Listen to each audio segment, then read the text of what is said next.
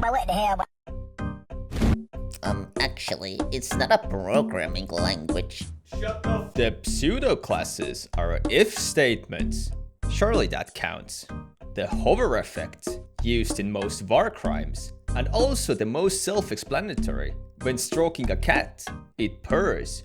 When stroking a dick, taking an element and applying the hover class in CSS, when hovered, it applies this. The active effect goes a step further, just like a gun. With trigger discipline, nothing happens. But when you applying the active class in CSS, when actively clicking, it applies the styles.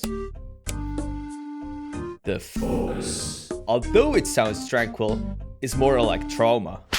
What comes around stays around until you learn to let go. Applying the focus class in CSS, after interaction, the effect lingers until cancelled.